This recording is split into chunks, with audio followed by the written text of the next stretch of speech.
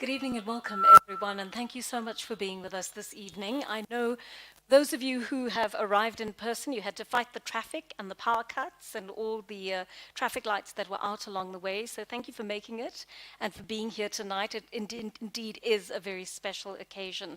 I'm Joanne Joseph, and I'm going to be hosting part of the discussion tonight with the much lauded, and deservedly so, Tsitsi Dangaremba. Now, I want to welcome you to this African Women's Symposium's Nadine Gordimer lecture. It is going to be presented by the respected author, who you will see in just a moment. It is a special occasion, so please feel free. If you want to take pictures, go ahead. If you'd like to take some video, go ahead and do that as well. We just ask you, please, not to use any flash photography. That is our one request to you. Let me just tell you a little bit about Tsitsi Dangaremba. She lives and works in Zimbabwe. She was born and educated in her home country, and she also attended Cambridge University, Sydney Sussex College, where she's an honorary fellow, before studying psychology at the University of Zimbabwe and screenwriting and directing at the German Television Academy Berlin, where she graduated with distinction. Tsitsi's literary authorship includes the collection of essays Black and Female, which we'll be talking about in just a short while, that was actually published this year, and the Tambudzai Trilogy, comprising Nervous Conditions, The Book of Not, and This Mournable Body. And I'm pretty sure some of you have already read some of those fine works. This Mournable Body, in particular, was shortlisted for the Booker Prize in 2020. A year later, she was awarded the International PEN Award for Freedom of Expression, the English Pinter Prize, and the Peace Prize of the German book trade. This year, she was awarded the Windham-Campbell Prize for fiction. Now, she's currently a Harvard Radcliffe Institute Fellow. She's joining us all the way from Harvard this evening, and she's researching the migrations of the people who came to be called the Shona people of Zimbabwe. That is what her research revolves around at Harvard as we speak. She was also the inaugural University of East Anglia International Chair in Creative Writing Africa for the academic year 2021 to 22. It's a program that capacitates writers in different parts of the world, with Africa the first region to participate. She was also appointed to lecture at NYU Abu Dhabi on the topic Presence and Absence, the work of representation in a Southern African setting. She was also writer at residence at Stellenbosch University for Advanced Study, at Northwestern University and at Innsbruck University, as well as artist in residence, Center for the Study of Africa and the African Diaspora, NYU, and became a Rockefeller Foundation Bellagio Fellow in 2016. There's so much more that Tsitsi has done, but I promised her I'm just going to, with the aim of not eating into her time this evening, I'm going to keep it quite short. So the last thing I will say about her is this comment about her as a filmmaker. She's a board member of Pavillon Afrique at Cannes, and in 2009, she founded the Institute of Creative Arts for Progress in Africa Trust, one of Africa's most treasured writers and human rights activists working today. I present to you the great Tsitsi Dangaremba. Welcome to you, Tsitsi. I'm going to hand over to you at this point. Thank you. Thank you so much, Joanna. Yes, thank you everybody for being here. Greetings, one and all. It is wonderful to have the opportunity to share some thoughts with you today about women's meaningful participation in the workplace and how this begins in the mind. I do have a slight technical problem, and I wonder whether anything can be done about that. I can hear myself on delay, and thank you so much. Yes, that makes it so much easier to continue. Yes, so I was talking about how women's meaningful participation in the workplace begins in the mind.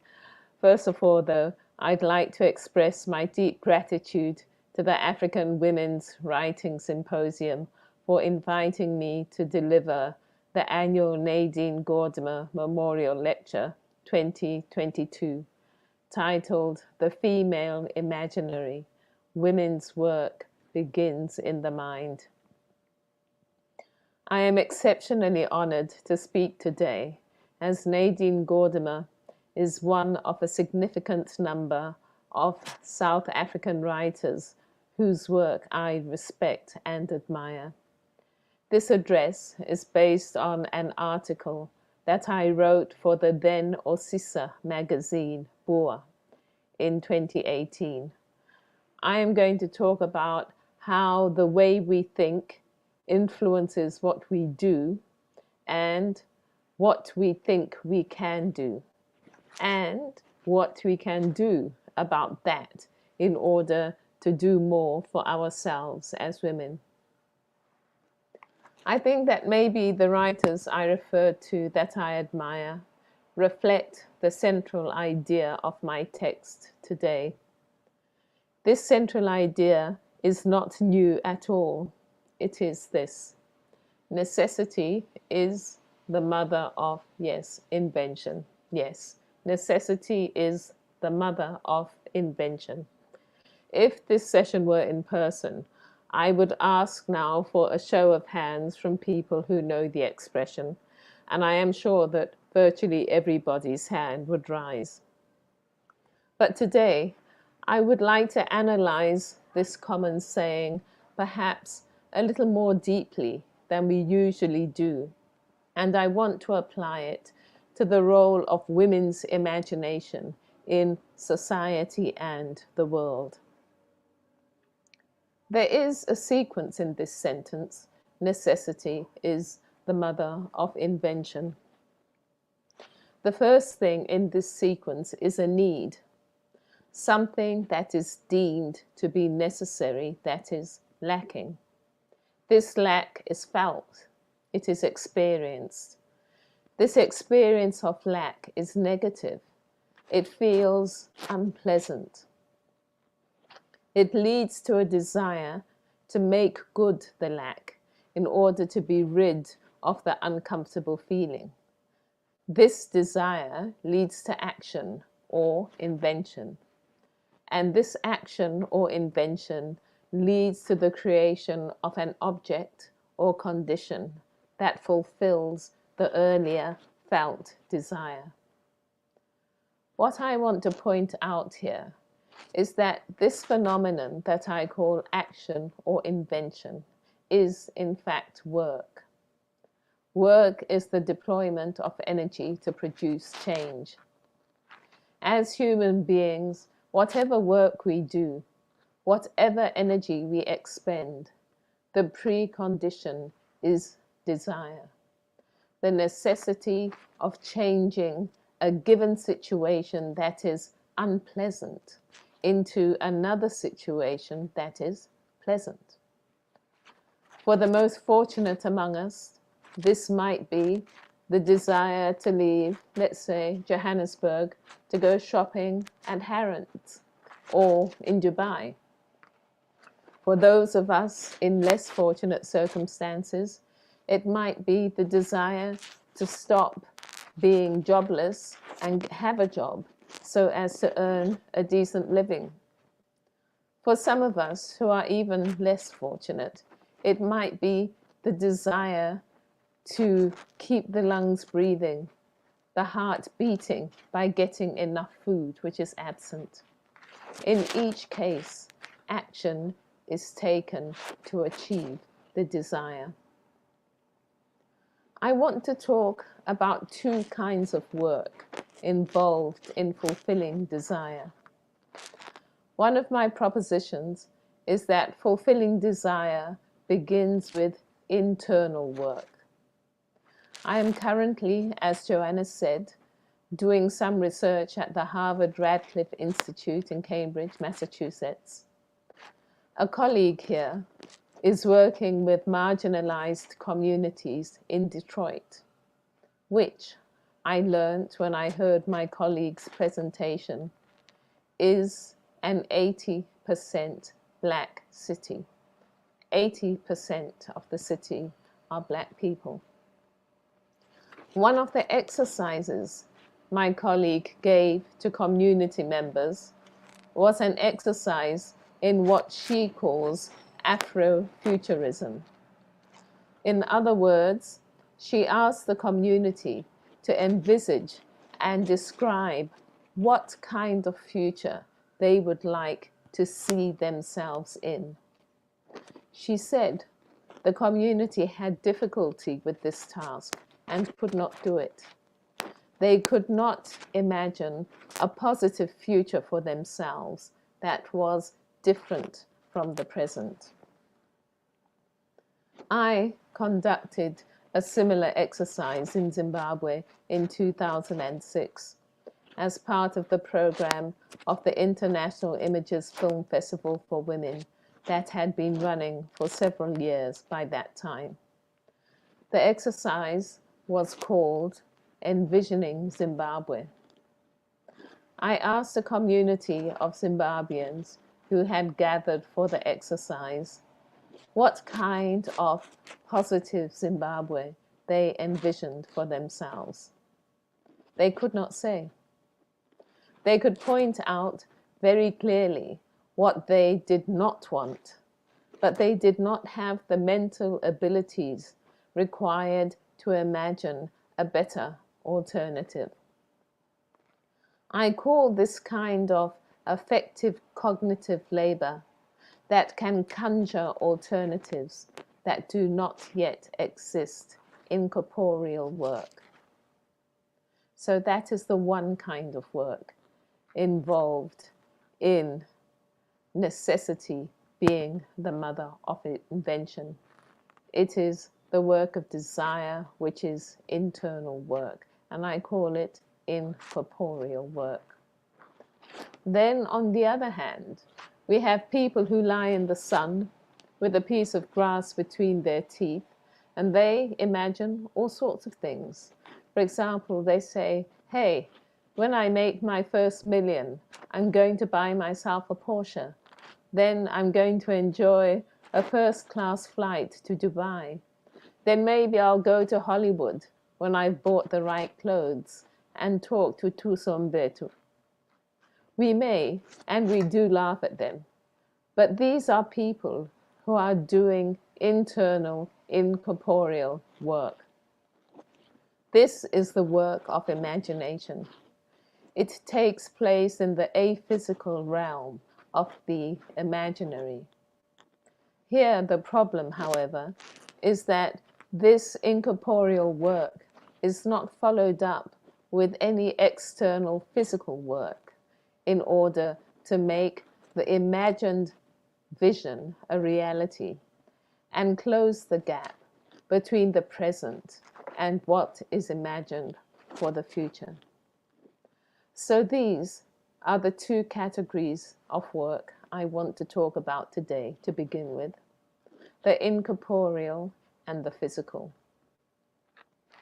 My first argument is that the latter physical work depends on the former incorporeal work.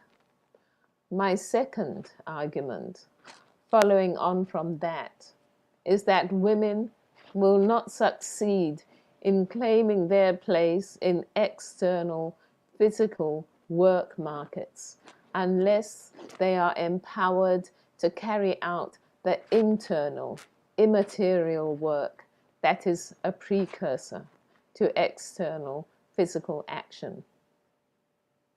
Stimulating and tapping into the imagination of women is thus critical for bringing women's contribution to society to fruition and for inspiring women to make their contributions to themselves and the planet. However, we women, and black men also, but in a particular way, we women are bound by rules that exist in this internal, incorporeal world.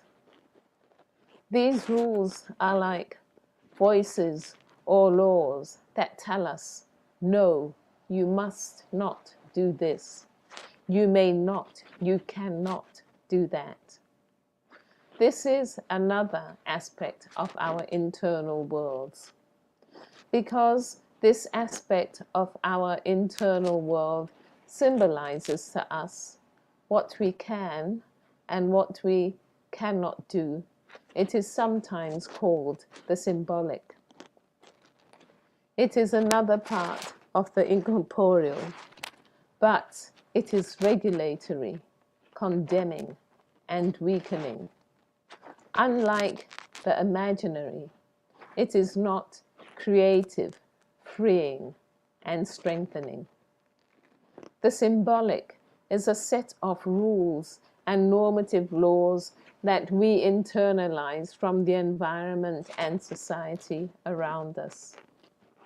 Its sole purpose, which is a social purpose, is to regulate our behavior. The symbolic is very powerful, and we have a very hard time freeing ourselves from it. These internal rules and regulations incapacitate our imagination. This incapacitation of the imagination prevents us from performing for ourselves the internal, incorporeal work that could lead to the external physical work that gives us external results, results that satisfy our desires as women. So, what I am saying is that in all cases, the capacity and motivation to work begins in the mind. The first step in this process is imagination. Imagination is the deployment of internal processes that collapse mentally the distance between the condition that obtains at any one moment and the condition that is desired at a future moment. It might be the near future, it might be in the midterm, it might be in the long term, but it is in the future. This means that the work of improving conditions and outcomes for women is, in the first instance, a creative, imaginative process that requires the participation of women themselves. We women have to come to a place where we fearlessly take active part in our own symbolic life and in the symbolic regulatory lives of our families, communities, nations, regions, and the globe itself, using our imagination. I have spoken of the internal symbolic life, but this internal symbolic life is also represented externally in society. This occurs in institutions that define societal norms and laws, and whose purpose is to regulate our desires and behaviors. Such institutions include institutions of education, religion, politics, art, in fact, everything that has to do with the internal life. The production of these institutions is enacted in the public space. It is no accident, therefore, that women's participation in these symbolic life areas that rely on the imaginary for their power, and women's access to public spaces where this power is enacted, has been vigorously controlled or prohibited in patriarchal societies. And I will send this paper to the organizers so that you can see some of the citations I have for some of the things that I'm talking about. Excuse me.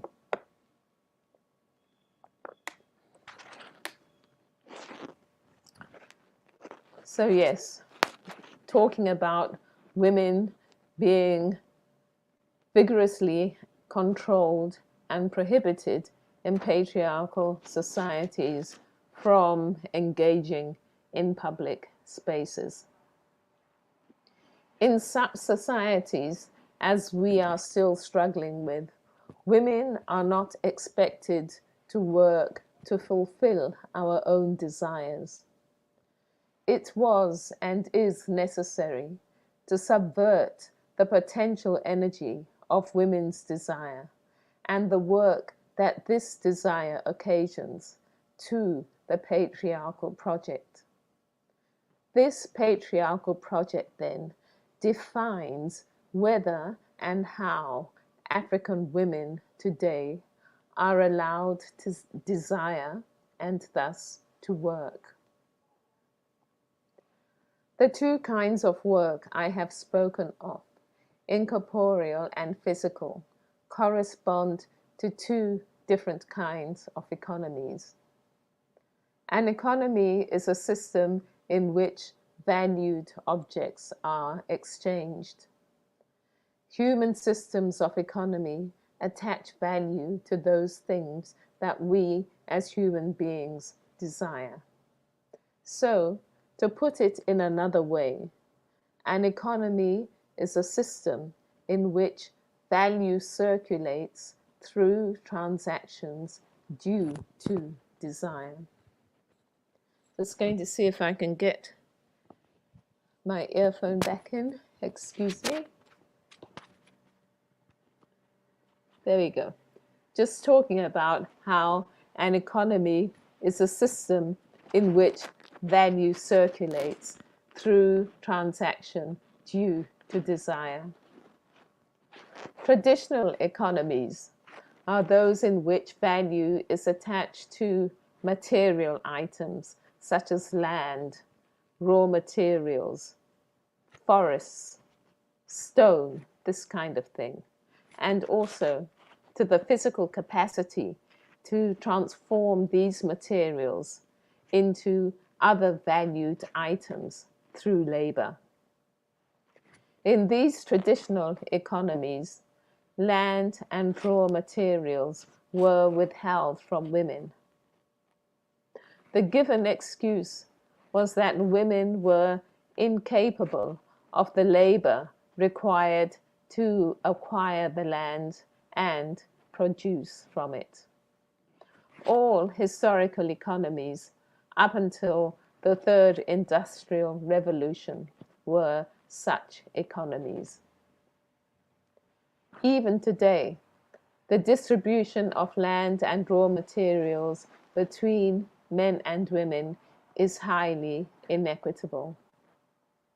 At the same time, acknowledgement of equal remuneration for the labor of women and men, when all qualifications are equal, is still to be achieved throughout most of the globe. The second kind of economy has arisen more recently during the Fourth Industrial Revolution or the Information Age. It is the creative economy. The creative economy values the processes and products of our imagination. In the creative economy, value is attached to the contents and work of the mind and the non-physical being. The creative economy, like the traditional economy, places products in markets. Unlike the traditional economy, however, through its products, the creative economy disseminates ideas into groups. It affects the symbolic. This makes the creative economy extremely powerful. Its products originate in and engage the individual, not at the material, but at the symbolic level of imagination, thought, and ideology. Thus, the creative economy is one of the most powerful ways in existence today of representing the world to populations. While mind and imagination are resources possessed by all human beings to some extent. Efforts were and continue to be made to exclude women from the creative economy and the imaginary that fuels it. Imagination derives from experience. Patriarchal society strove and continues to strive to ensure that women's experiences are limited, and that what is represented to women is not themselves, but that which is male. When the term representation is mentioned on the African continent, most of us think of political representation. There are discussions during elections about the number of female councillors, mayors, parliamentarians, presidents, and other kinds of candidates that the continent or the country has. Yet, there is little concern for how many women are present in the creative economy and what their roles in this economy are. The preoccupation with politics at the expense of most else in the public domain allows other systems of representation that function at the symbolic level to exert their influence and achieve their agendas with a minimum of scrutiny or pushback. And this is the case with the creative economy. One of the most powerful sectors of the creative economy, if not the most powerful sector, is film. Here I say film to refer to all moving images content. As a filmmaker myself, amongst other things, I am going to use film as an example of how the female imaginary, and therefore the work of women in the world, is discouraged, fettered, and distorted. Film is an integral part of today's creative economy. It derives its power from the fact that, at the perceptual level, the brain perceives the film image as reality. The ability to distinguish film images from reality is learnt. I'm sure you've all heard the stories of people who saw films for the first time, who went behind the screen to see whether there were people there doing the things that they saw. Such kinds of stories. So learning to distinguish these virtual images from reality is learned. It's a bit like those pictures that we see on those nature videos where people, for some reason, put up mirrors in forests and bears or other animals go crazy trying to figure out what is going on. Or even your pet in your own home, you've seen how they react when looking at themselves in the mirror. So it is similar with human beings, the difference being that we have the ability to learn that this is just a virtual image, but it does have to be learned. And that means that somewhere in our very ancient brain, we are reacting to that image as a reality. Furthermore, over the years, the technique of writing film, producing it, and editing it has given rise to a visual flow that is very close to the movement of image in the mind that takes place during the dreaming phase of sleep. This did not happen by accident. It was intentional. By mimicking a process of the mind that most of us do not have conscious control over. That is dreaming. The unfolding of a film in front of our eyes exerts deep power over an individual, and it exerts this deep power over a wide range of individuals.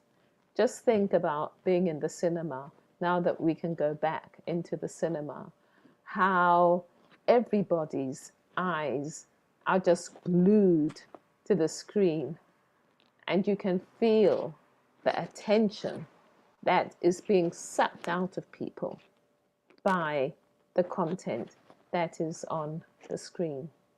That is the power of film. In this digital age, film products that pour into markets range from those designed for the big screen, through products for television screens in our homes, to those suitable for the smallest of screens that we hold in the palms of our hands. In other words, moving images content is everywhere.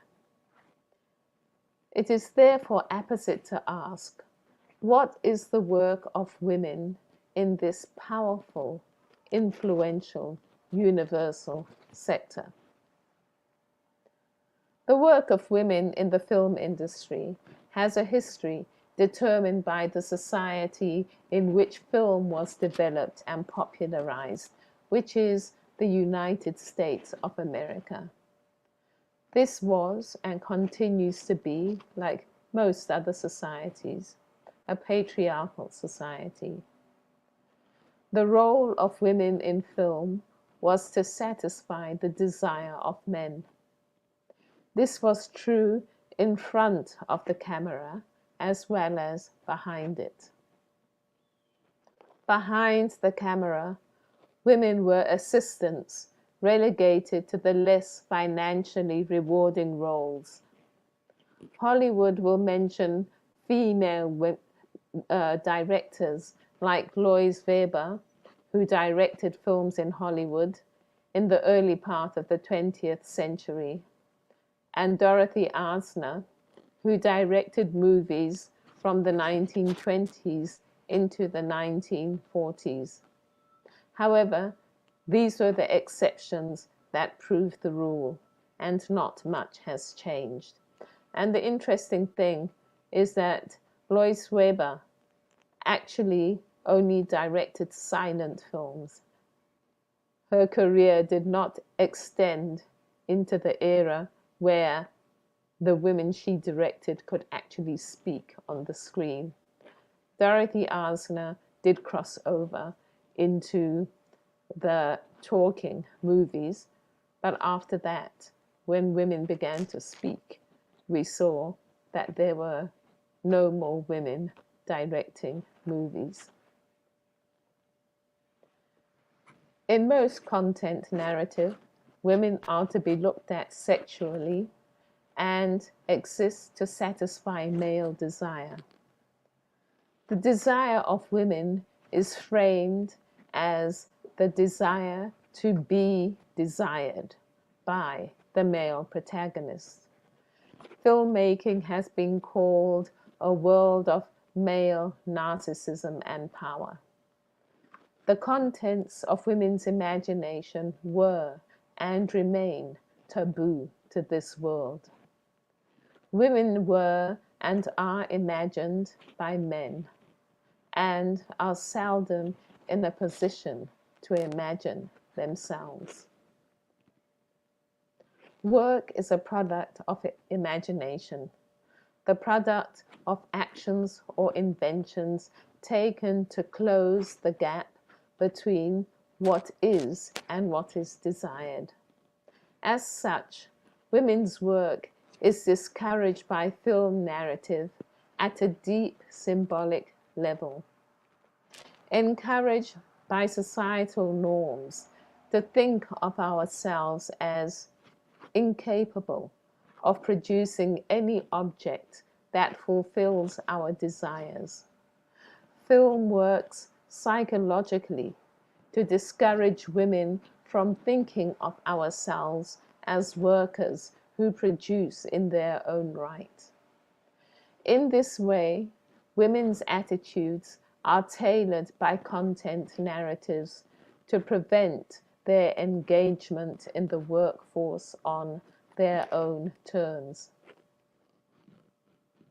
This trend continues on the African continent today. The patriarchal consensus seems to be that if an African woman is seen and she is not submissive when cited, she must be seen in a negative light. Most popular African film content, typified by Nollywood, depicts African women as weakly dependent on men, or in negative stereotypical roles such as the domineering mother, prostitute as opposed to sex worker, slave queen, witch, and so forth. Yes, we are beginning to see a change, but not sufficiently to dispel these kinds of images and introduce another kind of imaginary concerning women. Interestingly, this trend towards disempowering women in the imaginary of content production is also seen in another area of representative work, politics. Dr. Thokozani Kupe, a former Zimbabwean presidential candidate who appointed a number of women to key positions in her MDC party, was publicly called a whore, according to Chigumanzi 2018. On social media, she and other women in leadership positions in her party were called fat prostitutes. I myself have been called a witch and various derogatory terms on social media, even though I do not identify as either a politician or an activist, simply because I have ideas. That is to say, I do incorporeal work in the imaginary, and I materialize this work in words in public discourse. And the public discourse is always representational.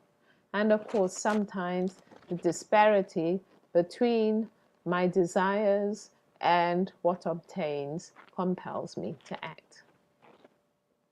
Such censuring of women who dare to represent the female imaginary in public work is to be expected in a patriarchal society, because to represent is to claim power in respect of that which is represented, and with respect to those to whom the representation is made.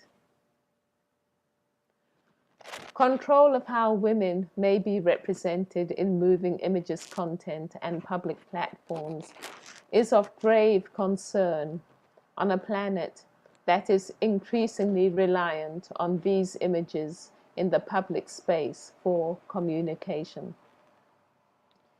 It is an extremely injurious example of how the African woman's imaginary is controlled. Without African women's imaginary working in moving images narrative to create a liberating public space for ourselves, African women remain trapped in an imaginary that negates us both as we are today and as we imagine we might be tomorrow. Controls on what an African woman may aspire to and how she may fulfill her desires are too often internalized by African women through the action of consuming entertainment. As with women's work in the traditional economy, resourcing African women's participation in the creative industries, particularly in the extremely symbolically potent content industry, is critical to opening up the ways in which African women may imagine themselves, the ways in which they believe they might be, and the action they will take to close the distance between the two. Most SADC countries, with the exception of South Africa, have done little more than postulate concerning the importance of the crucial creative economies. I know that there are issues, but South Africa is the only SADC nation to have a robust development program for women filmmakers and a vibrant national women filmmakers movement. In Zimbabwe, the resourcing of women's organizations is under threat. This is particularly so for women's creative sector organizations. Many have or are closing. The following reasons for closure were given by one of the organizations that did close. Firstly, the influence of donors and funders on organizational vision and identity.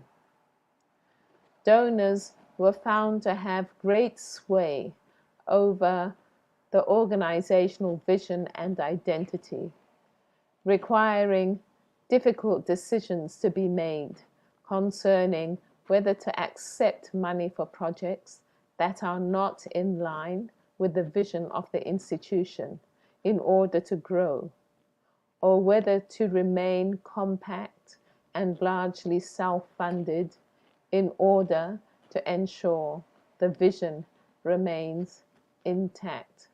Sometimes I am quite flabbergasted by the synergies and the similarities between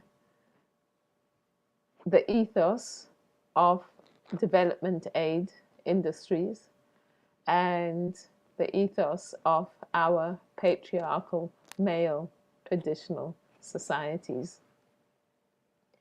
So the second reason for closure was burnout and lack of self-care. Because small organizations are inherently understaffed, there tends to be a lot of overwork and or work happening in multiple concurrent streams, which leads to high levels of stress, a lack of self-care, and eventually burnout. The third reason given was inability to manage accelerated growth. This results from the intense need among the population of young women for the services provided by the organization. Remember, I was talking about necessity being a need.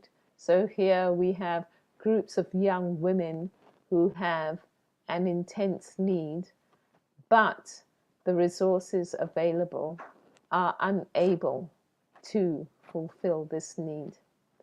As a result, demands on the organization multiply quickly, they cannot be met, and the organization becomes unstable. And then the fourth and last reason was shared politics and ideologies within a collective. The organization highlighted that when women start organizations, they do not always think deeply about whether political perspectives and general perspectives are shared or not. While differences on these issues can be masked for some time, they become more visible when challenges faced become bigger and more complex. In my organization, the Institute of Creative Arts for Progress in Africa that Joanna mentioned, ICAPA Trust, some donor pressures towards empowering youths at the expense of more mature, experienced women resulted in young women being pushed into positions they were not ready for. Again, this mimics traditional society. Let's go for the young women. That's the patriarchal position. So these young women were pushed into positions they were not ready for. The performance standards required were beyond the young women's capacity, leading to stress, malfunction, and attrition in ways that were detrimental to both the organization and the young women themselves. At the same time, the demand for youthful participation has turned out to be more detrimental to young women than to their male counterparts in all spheres of work, while they are pursuing careers alongside their male counterparts. Young women are also pursuing relationships, marriage, and childbearing. With the emphasis on youth, many women are unable successfully to return to the workforce once their personal relationship and social goals have been met, or they may face inequities if they can return to work, including reduced pay. Young men face none of these. I know that young men are facing the issues of unemployment along with the young women, but I'm talking about that situation where both have been fortunate enough to gain employment. The examples given above are specific to the NGO workplace. This reflects the reality that women's participation in the creative industries in the SADC region is generally carried out non-commercially. Women's entry into the commercial creative marketplace as those who represent, rather than as those who are represented, is still largely inaccessible. It may also be argued that the effects I have discussed are not specific to women's NGOs only, but occur in many, if not all, workplaces. It is worthy of note that South Africa, which has the most notable programs to free the African woman's imaginary through affirmative action in its creative industries, is one SADC country that has a long history of Black women engaging outside their own homes.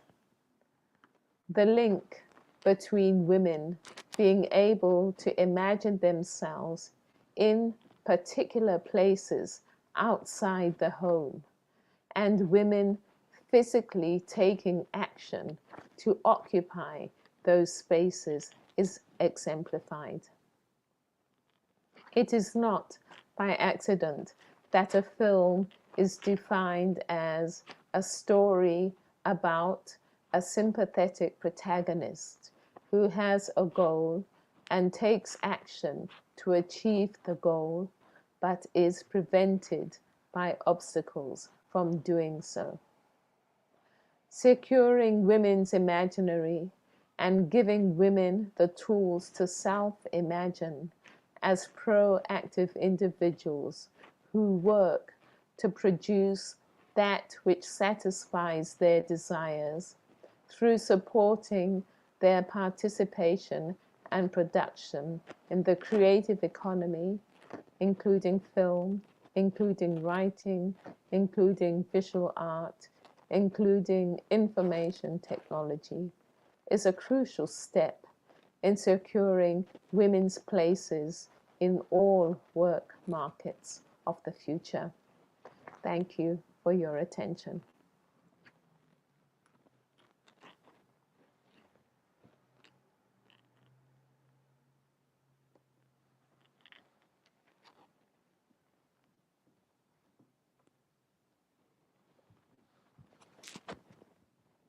that Tsitsi's address leaves us with. And as South Africans right now are pondering about the vision we had of our country in the past and how we are potentially going to work towards making that a reality in the future in a country where we feel grievously disappointed by what democracy has had to offer us in the last few years, or the particular democracy in which we live. I think Tsitsi's ideas around making the imaginary tangible just become so much more important, particularly in areas of vulnerability. And Tsitsi, I want to thank you so much for that. I'm going to take it here because we enter the realm now of our question and answer session, and I was asked not to limit our conversation with Tsitsi to simply the realm of the literary. I'm going to ask then a range of questions that talk about other aspects of Tsitsi's writing and her reflections. And I'm also going to ask you at a certain point to please participate by thinking about one or two questions that you would like to ask Tsitsi. And we'd love your participation in that.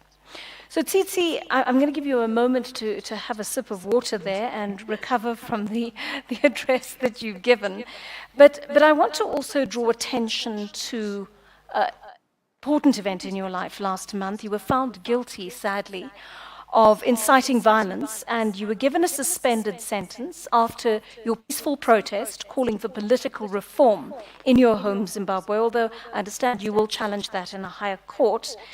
But I'm keen to know what it's like to navigate these dual identities of a much respected novelist whose work is respected and enjoyed and much vaunted all over the world, and an activist on the one hand, and a convicted criminal on the other hand in your country.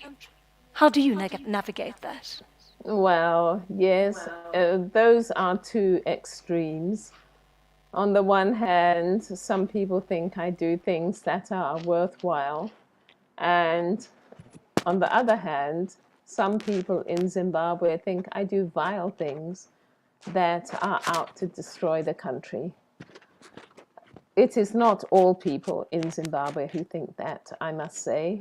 It is a particular group of people whose allegiance is to ZANU-PF.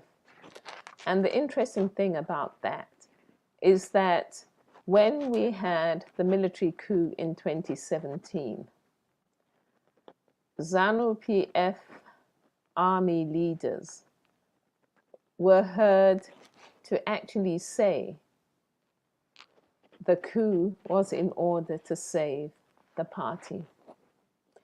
Others had enough presence of mind to talk about things like removing criminals from around President Mugabe. But it was let slip that the coup was in order to save the party being ZANU-PF. And so there is this dichotomy in some people's thinking between ZANU-PF and Zimbabwe.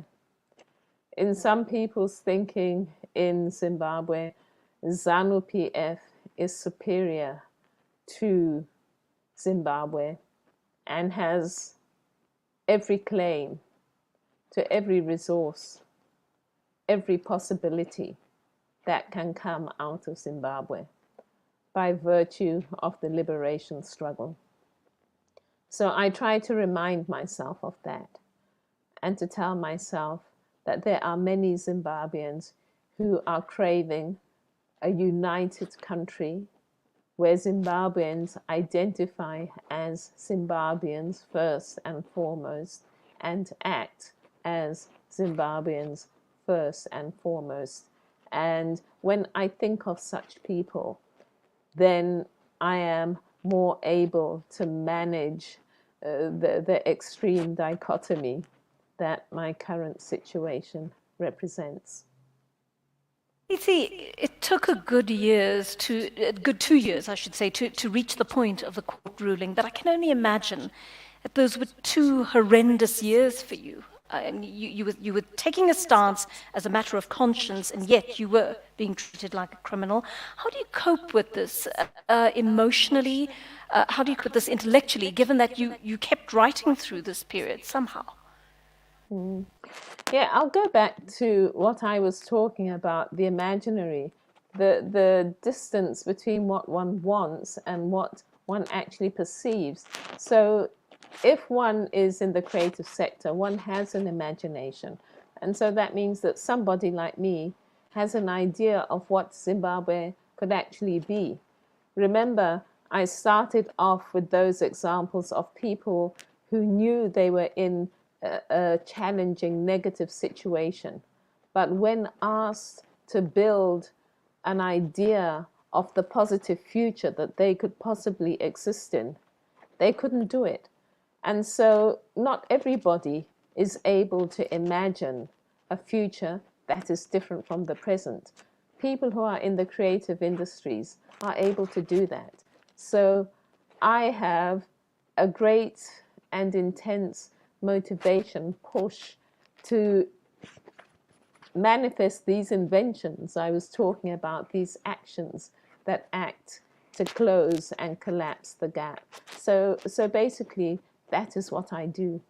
And because the push factor is so strong, because I can imagine better things so clearly, I find that it is very difficult for me not to engage in those actions.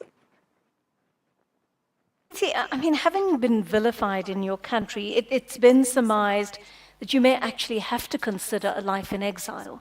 And in this book that I spoke about earlier, Black and Female, and I just want to show this to our audience because this really is a fantastic book to get hold of. It's a series of essays and thoughts that Tsitsi has put down on paper in such an accessible way that talk about all the issues, the zeitgeists of our time, and she decodes them for us, she deciphers them for us, she breaks them down for us with wonderful examples combined with personal essays on her own life experiences that I think make this book particularly accessible. But I want to ask you, you also in this book, you share your origins as a person in flight. So you say, I'm an existential refugee. I have been in flight since I left the womb, and probably before. And you also tell a very intimate and distressing story about that continued experience of exile as a very young child in England, which I'm going to ask you to just share a tiny little bit of. I mean, in light of the types of exile you've already experienced in your life, how does the possibility of yet another exile potentially sit with you? That's a very big question, Joanna. I had hoped that Zimbabwe would prove to be the home where I could be and contribute to society and build my own life. But like millions of other Zimbabweans, one increasingly comes to the realization that this might not be the case. I find it distressful, foremost for the country, because it means that people are leaving the country. And people do not leave a place that has promise, a place that is thriving. So this really means that the situation in Zimbabwe is disintegrating. Now, I really would hope to be able to stay in Zimbabwe and to conduct my business there and to thrive there. But it does seem increasingly unlikely. I think that partly that is why I have come to terms with the idea of somebody who is always in flight. Again, it comes back to this continued action to close gaps. If you have one situation on the one hand and the other situation on the other, there's got to be some kind of movement to close that gap. And so I think that if I am somebody who has this impulse to close gaps that I perceive, even if other people don't, then I am probably going to be in perpetual motion.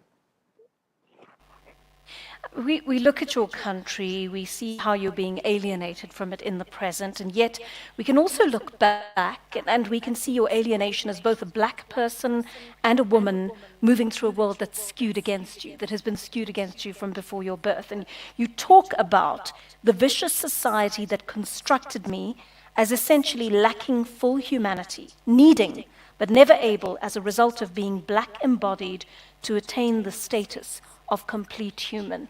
One of the best descriptions I've ever read of the dehumanization of black people under systems like colonization and the like. Post-white rule, as we have moved into black rule in our countries, black and brown bodies attaining fully human status on our continent, do you think? I think that if black and brown bodies have been dehumanized by action, remember I spoke about work as being the deployment of force to achieve a particular result. So systems like colonization deployed certain kinds of forces to dehumanize black people and brown people. And in fact, if you read, I think it's Livingstone's diaries, he actually says you have to destroy their culture. Otherwise, they're never going to become Christian, and they're never going to do what we want, which is for them to become Christian and civilized and to have commerce with us. He said they are perfectly happy the way they are. So you have to destroy them. So a force was deployed to dehumanize those human beings who were perfectly happy the way they were. As a result, we are going to have to deploy forces to repair all that destruction.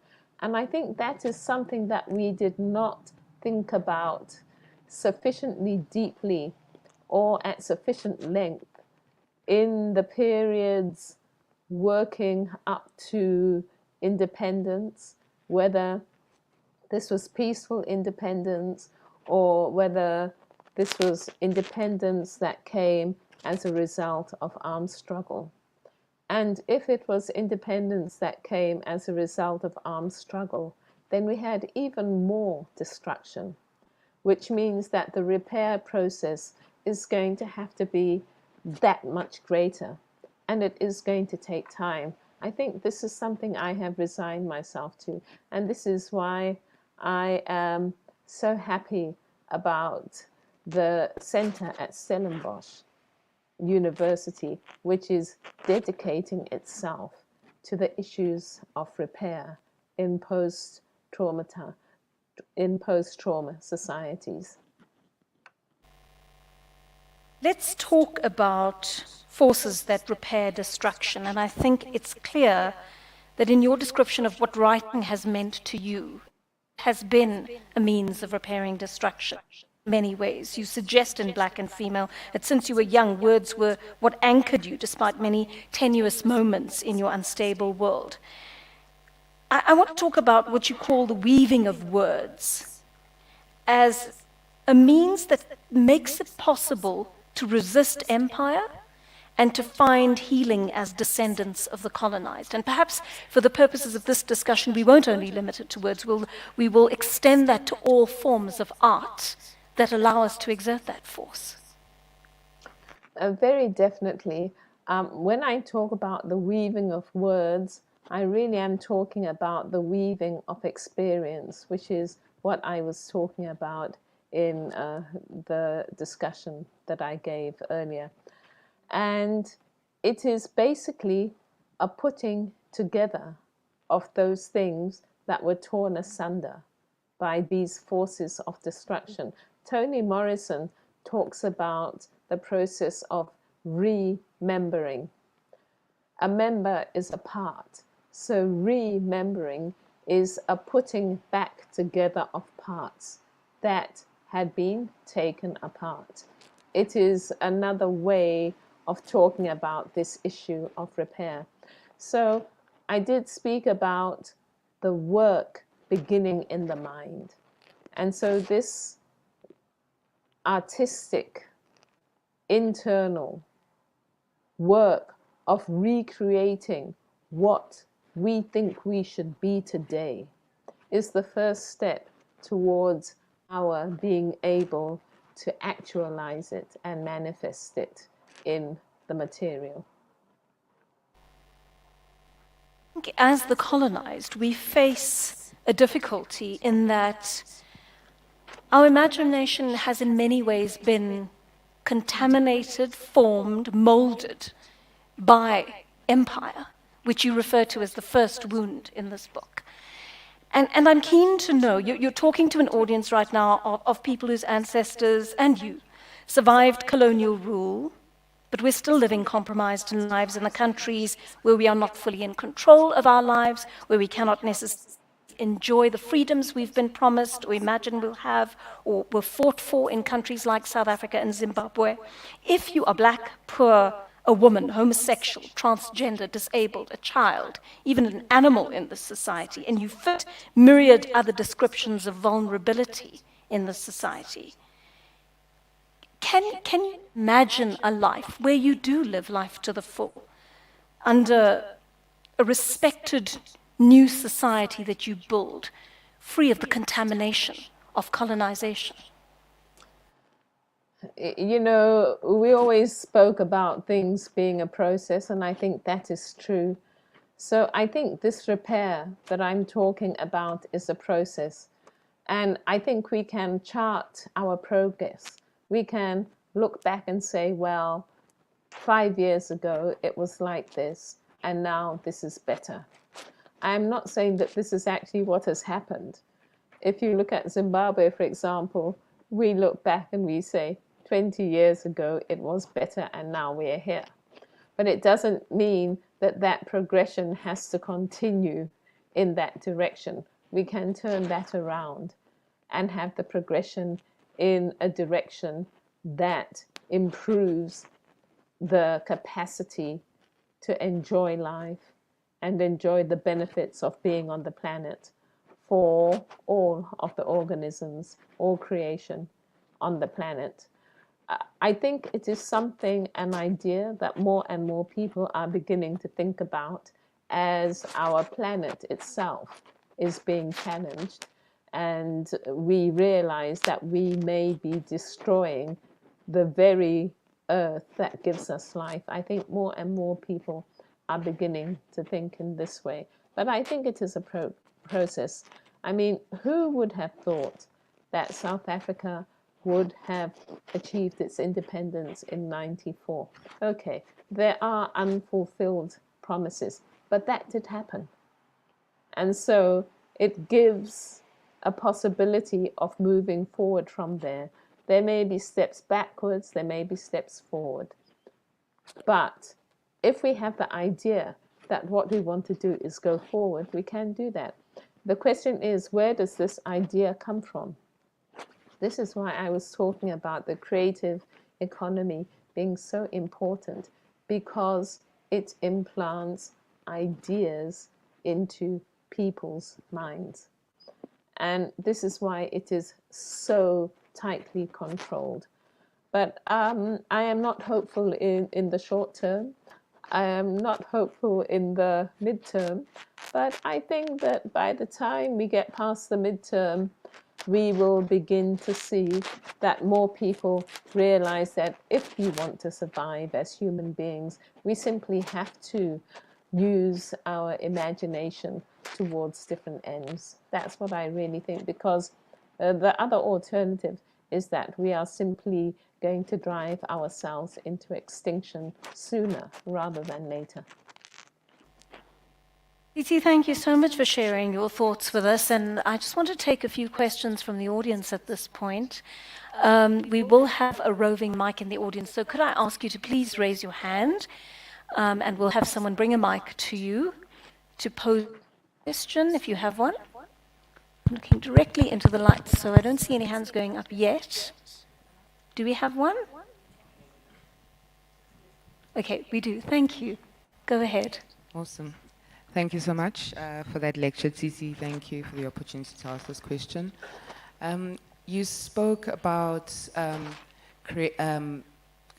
creating the possibility of women having to start now creating based off of their desires, right? And how the workings of the imagination have potential to bring us solutions to the current problems we have. Within the context of Africa, do you think that the fight against patriarchy from the side of women, and especially in their plight to find representation or find more meaningful ways to express themselves, is actually worthwhile, bearing in mind that Africa is a continent that really has a people that strongly believe in customs and tradition? In that sense, would you perhaps say that throwing away tradition would also be another way that women can somewhat subtly fight patriarchy in a way that will allow them to create according to their desires? Thank you. Thank you for that question. Person could please raise their hand. We'll get them. Shall I answer? Shall I answer? That, please. Oh, okay. Yes, thank you for that question. It really is an important one. This whole question of tradition is really fraught, because what we think of as African tradition is really not anything that we can claim with any certainty as being African tradition. It is simply a set of cultural behaviors. Because what happened was that in the 18th century, a British administrator in Natal sat down with men only and asked them what the laws were. And the men said what they wanted. And he wrote that down, and that became African law, and it was said to be tradition. And this procedure was reproduced throughout the British Empire in Africa. I'm not sure about other parts of the British Empire, but that's what they did. So these things that we are calling tradition are not really certainly tradition. And I can tell you that, for example, in Zimbabwe, there was a tradition where a woman always had a piece of land for herself, and she could produce on that piece of land. And whatever she was able to profit from that piece of land, let's say she fed her family and she had enough to barter or do whatever and acquire certain things, those things were actually her own property. So that's not a tradition that you find in those customary law acts that we have. So what we have is something that was created by colonialism. And so I think our job is to say, let us not be so concerned about what we were historically, because nothing is ever what it was historically. Everything is constantly changing. So for me, the question is, how do we want to change to produce a better society? And it is my conviction that freeing the power of the imagination of more than 50% of our continent cannot but be a good thing. Thank you, Tsitsi. Our second question, please. Go ahead. It was very interesting to listen to your presentation, although I was late, but it really touched me. It's so sad that we live in a society where women are still marginalized in spaces. Now, my question is, what keeps you going, or what motivates you as a black writer, more specifically as a black woman?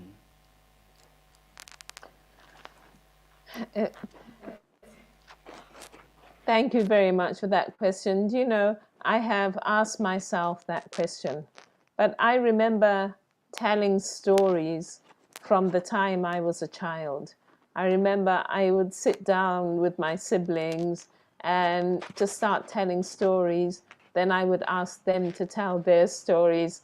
And I always used to be so surprised that they were not as keen to tell stories as I was. So I think it is something that is just part of my character. I do sometimes trace it back to long periods of isolation when I was a very young child, and just simply exposed to television before I went to school, and my brother, who was older than me, was at school, and I would just sit down in front of the television and consume stories. So when I think about it, I think that that is probably where it came from. And I can still remember the sense of joy that came with the possibility of being in another world, another place, and not where I am physically now. That came with watching television at that time. Then later on, when I was able to read, I had the same sense of joy of discovering other people, other places, other possibilities that were different from the one I was living in. And then I began to realize that the stories I consumed were all about other people and not about people like me. And I wanted to create that space in the imaginary where people who were like me could also have that joy about themselves. And so I think that is how I began to write. That's certainly how I wrote Nervous Conditions.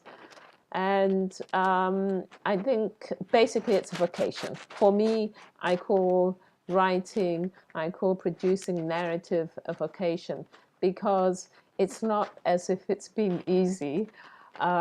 Really, my career, I like to say my career took off in 2020 with the Booker Prize nomination. And so I've just been going at it in quite a dogged manner for all that time. I think it is a vocation. You know, it's like you have doctors. Some are actual healers. Other people are just people who have learnt the techniques of being a doctor. So a healer would have a vocation. It's the same with teachers. So I think for me, it's a vocation. And I believe that those early experiences were just setting the seeds for my vocation. Thank you so much for that. And I wish we could take more questions. I'm so sorry that we're up against the clock this evening. But Tsitsi, thank you so much for your contribution. I think you've given us so much to think about this evening. As Africans who are searching for answers and perhaps have been searching outside of ourselves, but should have been looking inside a little bit deeper.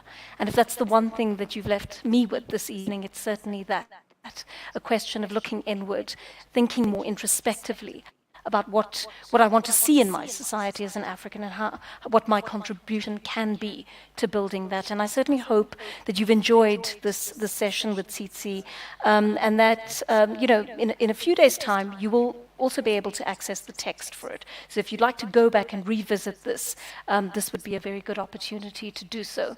Tsitsi, thank you very much for joining us this evening. This evening for us, this afternoon for you. And do enjoy the rest of your day, and thank you so much for making the time to speak to us this evening. Thank you, Joanna. Thank you, everybody. It's been wonderful to share. Thank you so much. And thank you to our audience. Warm applause and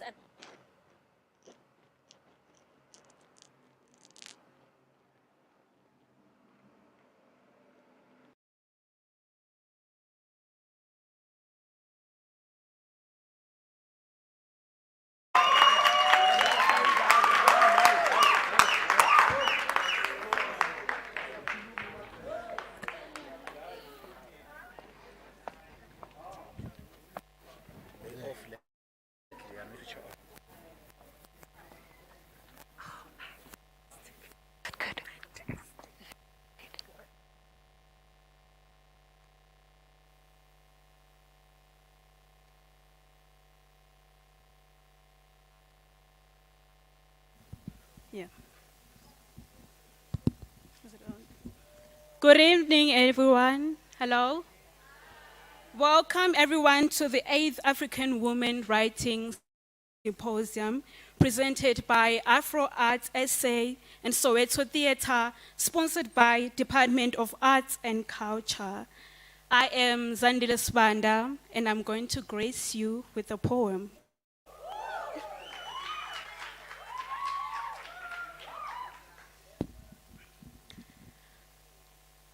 A boy inside a man is another story of a father who still needs to go back home and fetch the storm he lost in summer.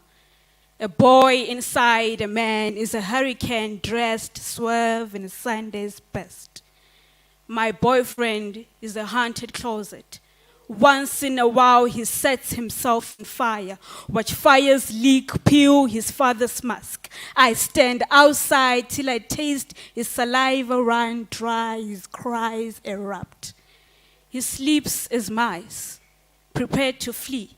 His tears are draped on cotton flowers. Each day he looks for a home, to find a father, to gather his brewing storm inside a basket, hoping this night to sleep. Sometimes through holes he weeps and weeps. When I held to speak deep in my sleep, sometimes I whisper sweet little pearls as, all poems I have read are better downside up. I tend to confuse love to falling. Love as a weightless descent down a peak, these he calls as lullabies. A bedtime song his mother sang to each man who fell to his father beat. Then he would whisper when lullabies cascade. Do you think pillows gossip? He would gently ask, for the bed seems angry when I'm next to you.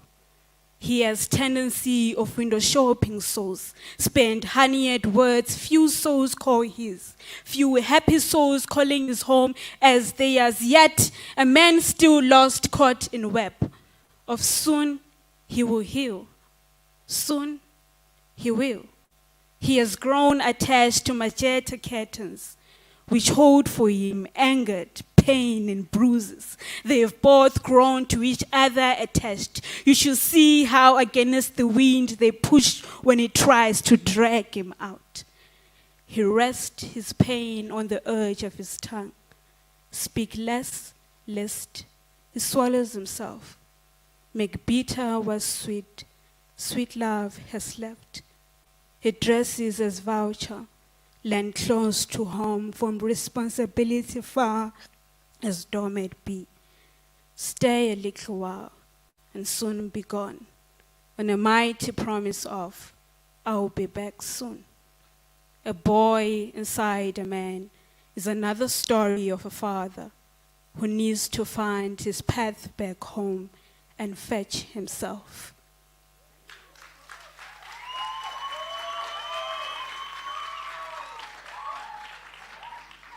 Okay.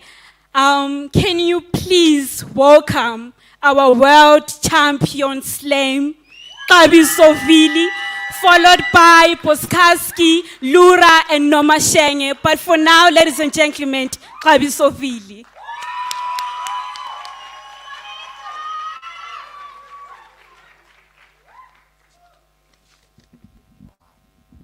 I got this. Hey, good evening. How y'all doing? Word, man. I just recently came back from Brussels and I won the World Poetry Slam Championship. So that's that's a wild thing. But also, I mean, that being said, I also don't want to take up too much time and space tonight for this Woman Writers Symposium and really allow the women to take up the space. But I do have 2 poems to share, just as a little, hey, thank you for supporting me. Yeah, we're here. All right. The first poem is, I love poem because ain't nobody writing love poems whilst women are dying. How you gon' fit romance into a coffin? Be turning the kisses of a killer into honey. We've got a hive in our stomachs, and our locust swarm hearts feast on the butterflies. My lover says she's practicing faith sleeping next to me. And what's the difference between prayer and a lover when both are a war zone? Us men call ourselves altars, but turn deity to sacrifice. Aren't we tired of the blood beneath our fingernails? Facing a choir of killers in our reflections, sing bloody over the graves in our garden, turn love stories into horror. We're boogeymen.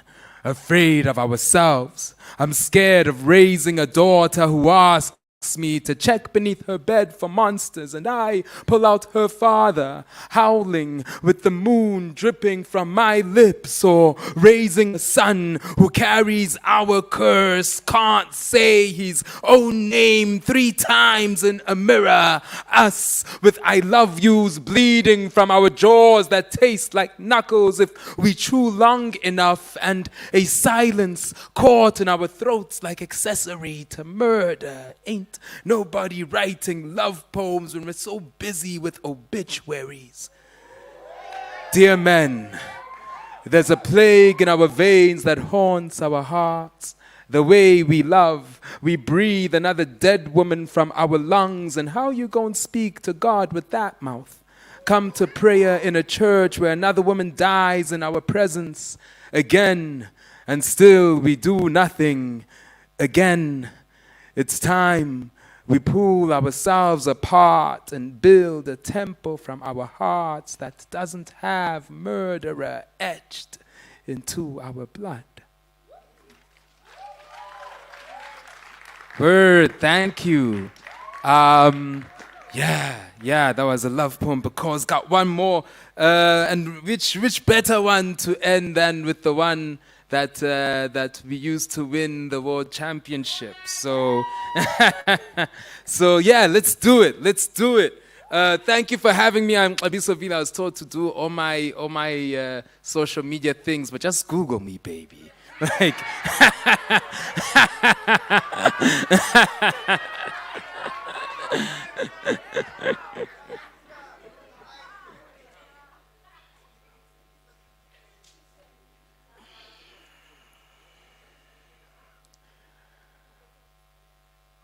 we have come to this place to forget how to die. My kind lose sight of life even before they go blind, so we have come to take back their eyes. Suck the cocoa butter from their skin so they can grow wrinkled. Teach my people how to grow old. Dear God, let my people go. Put the ocean back together again. We will walk on water instead. Give that boy back his breath. His mother has been crying for 3 days. Jesus is not the only one that deserves resurrections. We have been in line for a miracle. Dear death, are you still cashing out saviors, or does your second coming look like Red Sea wrists, like tipping chairs, like we have telescopes for chests? Look through the exit wound and you will see all that you owe us. It must be hard to remember your debts from up there. Our Father, who art in heaven, also doesn't answer calls from debt collectors, can't clean up his mess, left a serpent coiled inside our breasts. Now, my kind, claw at their flesh. I have been drunk for so long because the wakes never end. The roads to the cemetery are packed from one side to the next. I will turn this procession into prayer beads from our ribs. Our dentures will be these gravestones with your 10 commandments that I will carve into teeth. Bury our tongues 6 feet deep, so when they rise, resurrection is the only language they will speak. We have come to this place to forget forget how to die. We're tired of holding on to these pictures for safekeeping, turning photo albums into scripture. These memories give us paper cuts on the inside of our thighs, between our arms, those places that are easy to hide until they aren't. We have turned ourselves into frayed fabric for forgotten photographs, pulled at our wrists trying to hide the scars, unraveled at the seams and picked out scenes of our demise. And the psychiatrist asks us if we've ever thought of suicide. My kind have nooses for blood and bullets for eyes, knives in their throats that show when they smile, born with buildings beneath their feet, close their eyes and learn how to fly. I'm tired, sighs the breath of my breath.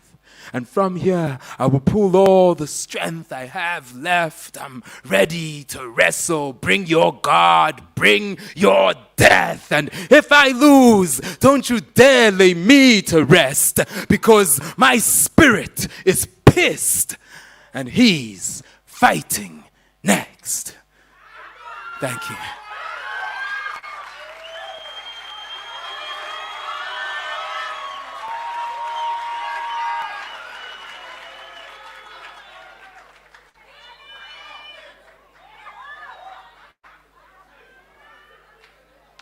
Let's just have another round of applause for that amazing poet.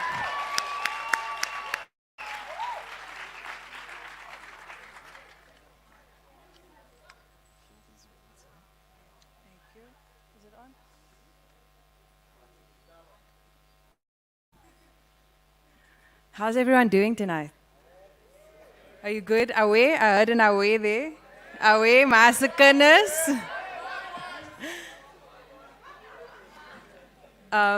So I go by the name of Boskasi. A little secret, actually, this is the first time I'm on stage again for 2 years. So you're my first live audience, so this is very special for me. And this is also a really beautiful occasion, the annual lecture of Nadine Gordimer. So, yeah, all around a really beautiful time to be here. Okay.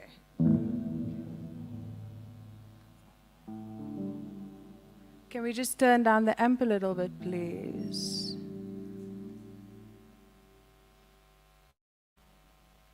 So the first song that I'm going to perform is a song that I wrote as a prayer.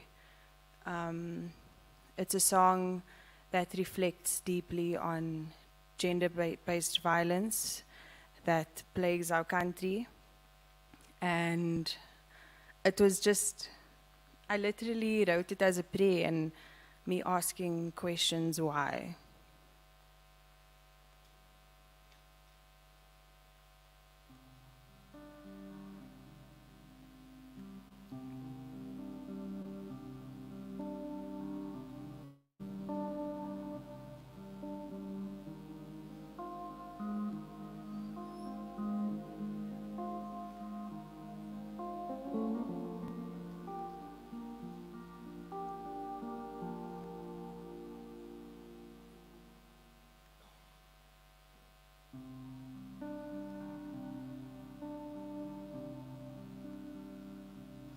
This is our prayer. My heart is crying out in despair. When we try move forward, the world goes against our word.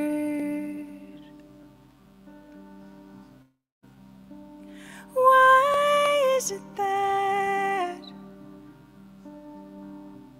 you do not want us here, living our lives in fear? Please ask yourself,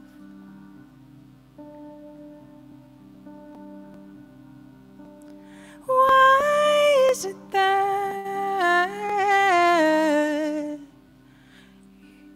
You please your ego and sanity by controlling and hurting me. But it's you that's losing control.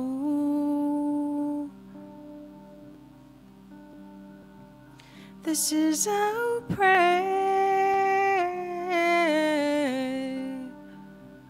This is our prayer.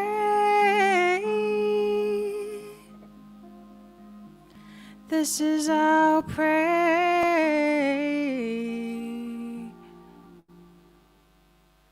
This is our prayer.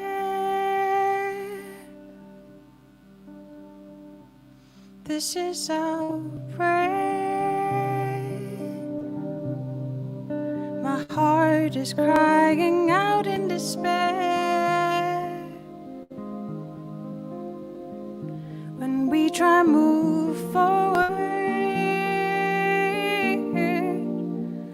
the world goes against our word.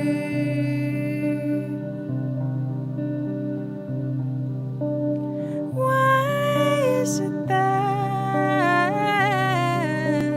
you please your ego and sanity by controlling and hurting me? But it's you that's losing control.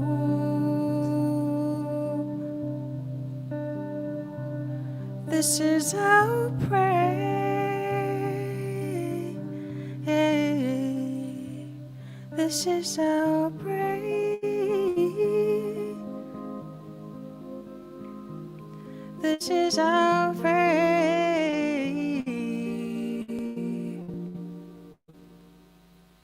This is our prayer.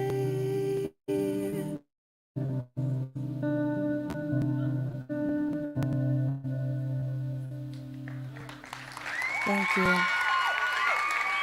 Yo, my heart.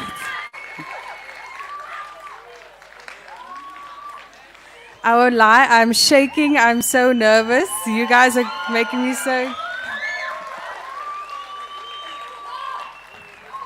Thank you.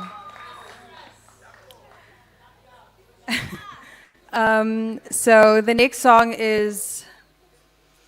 So the song Our Prayer is about reflecting on the cruel that's happening to women and men, but women in our country.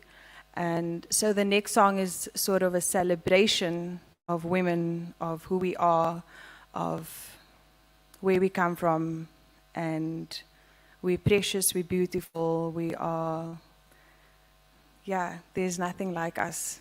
So this is a celebration of being a woman.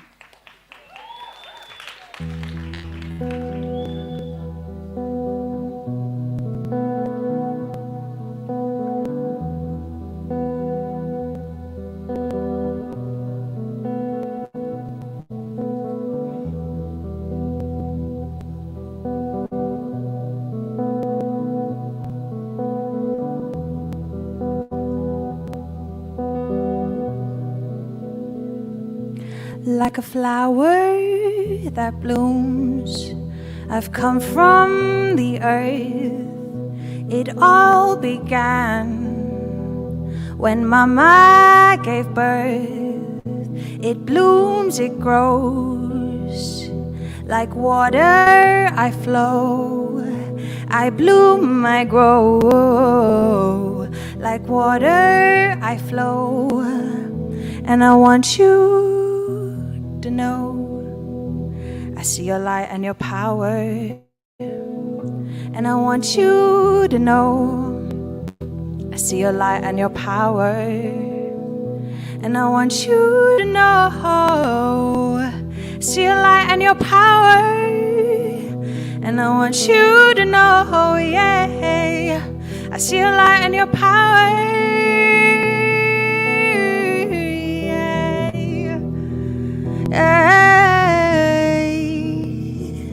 Oh, yeah. Ooh.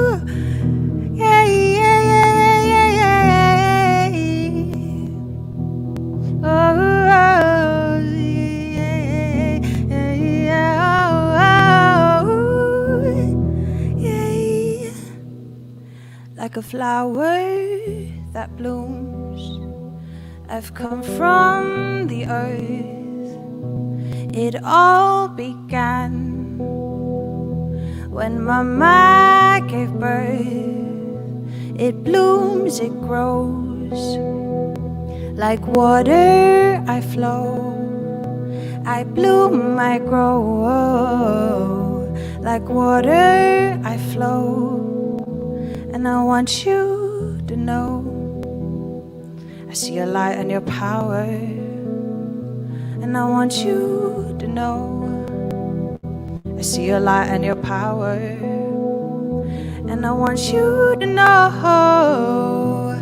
see your light and your power, and I want you to know, yeah, see your light and your power. Ooh, yeah.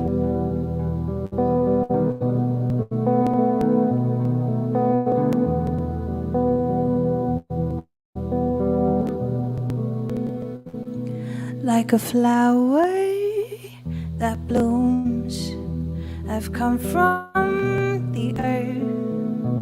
It all began when Mama gave birth.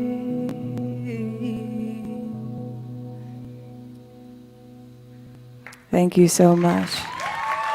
Thank you. I go by the name of Boskasi.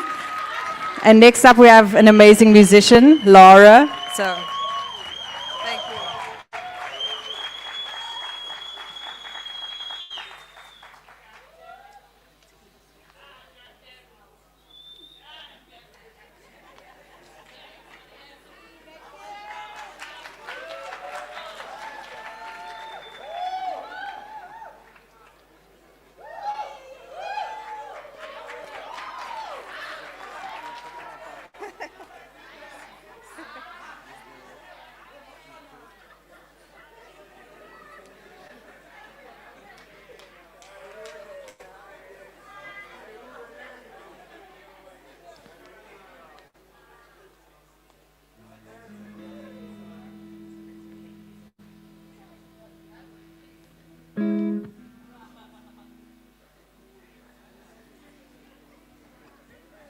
Hi everyone.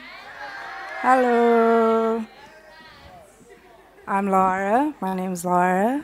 How are you guys doing?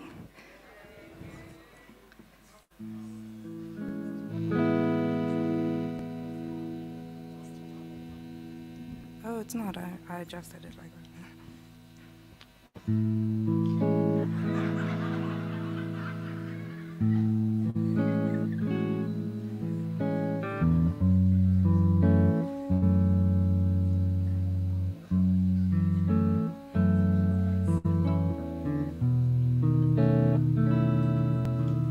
So the song I'm going to play is a song called Pincushion.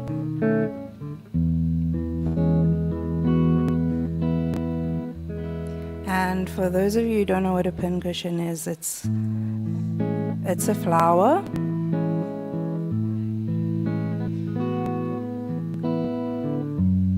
And I wrote the song from quite a deep place of sadness. I didn't know where it was coming from, but I realized it was a sadness that a lot of women carry. And we are often the ones who have to comfort each other.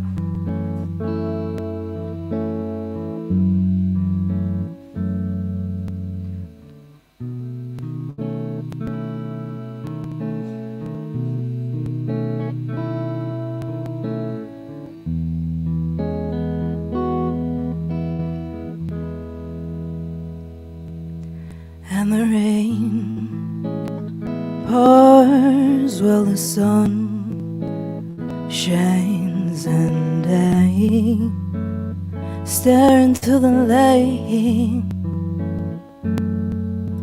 and the ocean is always by my side.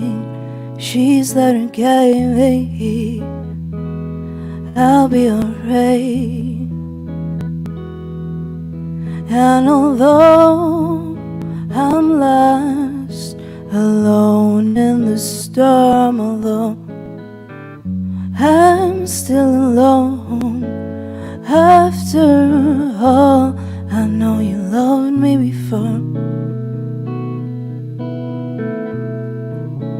But it's okay to not love me anymore.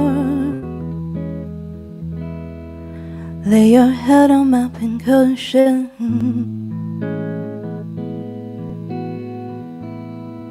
You've been asking me to leave. I close my eyes while I'm asleep. You hold my hand while I weep.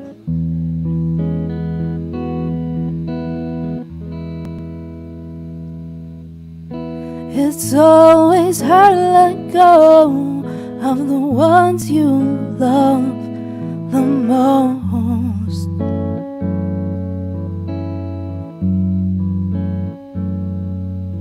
And it's always hard when you both know.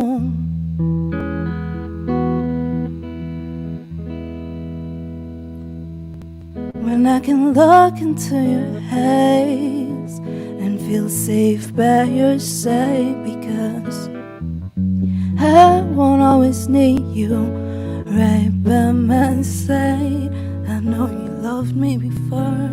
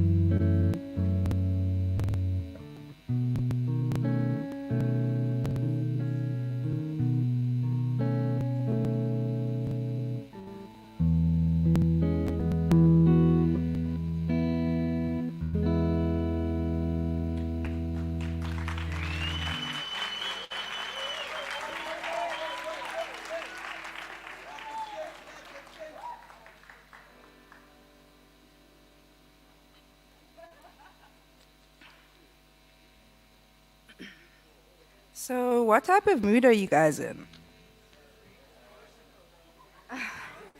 Do you are you guys in a sing-along type mood? Do you wanna sing a song together? Okay, cool.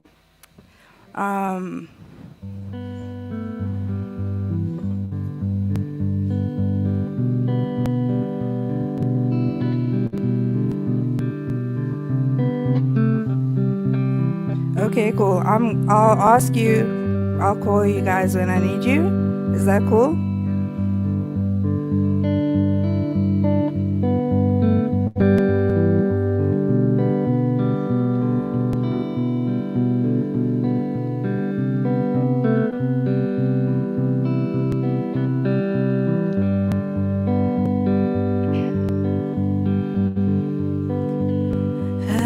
I would like to thank you.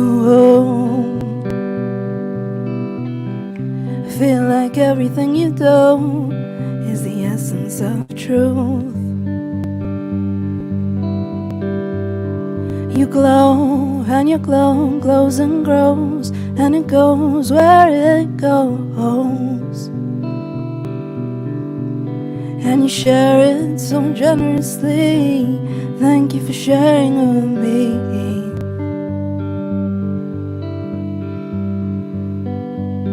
But I don't know if you knew, but you deserved it too.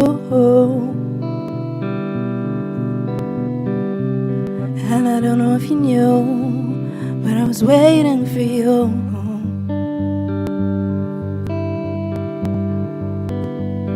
And I don't know if you knew, but I would have loved to.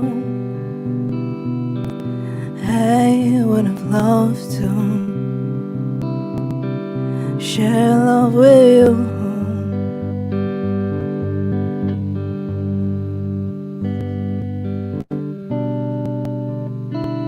I would have loved to share love with you. So this is the part that would be cool if you guys want to sing with.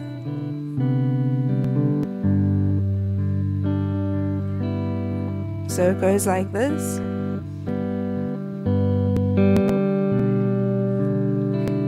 I would have loved to share love with you. You guys want to try? I would have loved to share love with you. I would have loved to share love with you. Louder. I would have loved to share love with you. I would have loved to share love with you. I would have loved to. You guys sound so good. Share love with you. I would have loved to.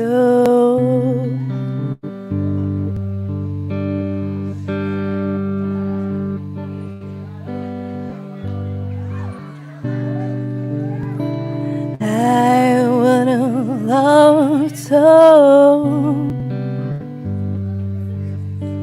share love with you. Thank you guys, you sound really good.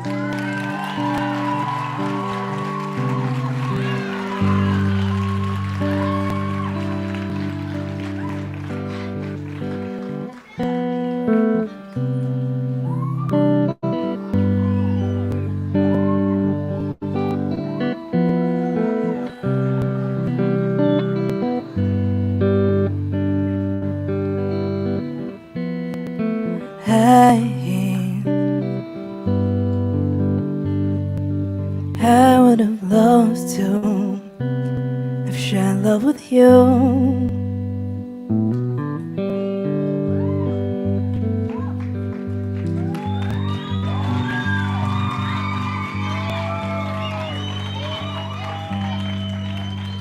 Thank you so much, everyone.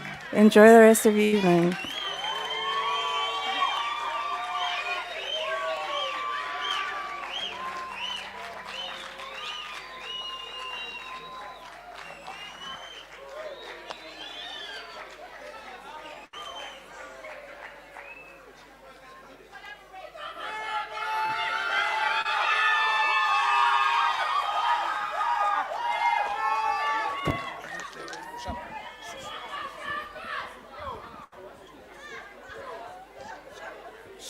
Thank you.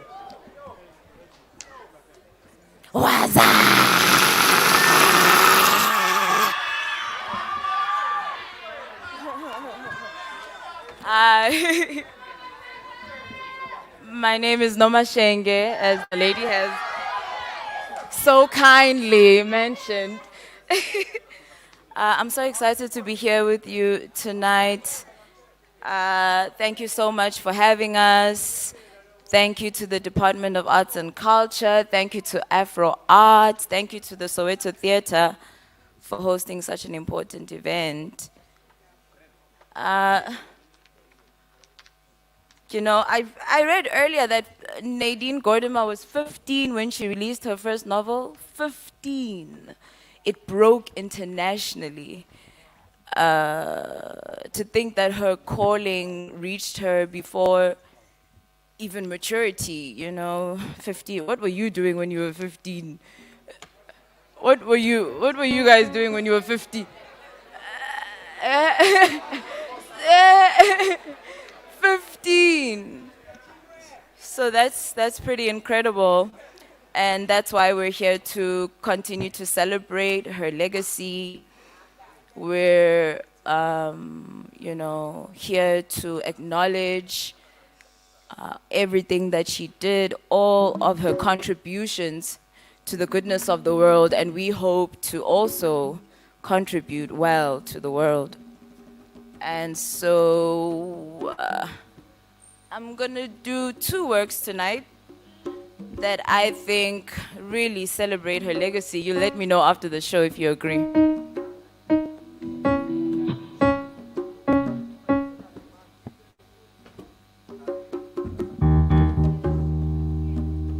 Poetry. We wanna hear some poetry. Our ears are bleeding for some poetry. We wanna hear some poetry. Some poetry. Poetry. We wanna hear some poetry. Our ears are bleeding for that poetry, yeah.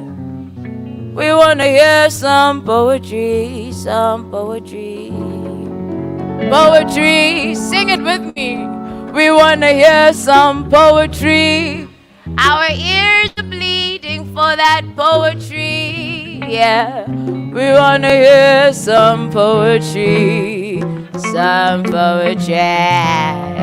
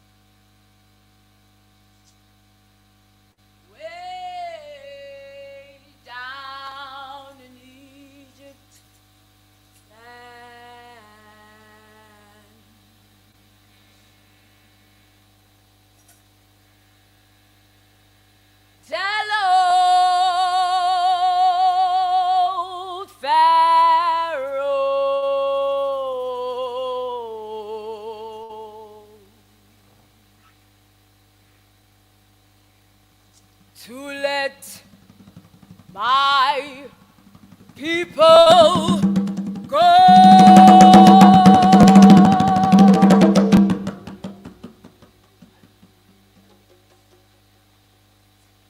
Go down, Moshe.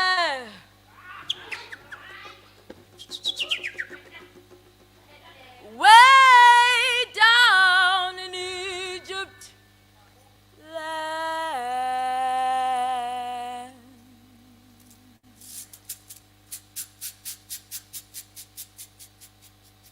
Tell Pharaoh to let my people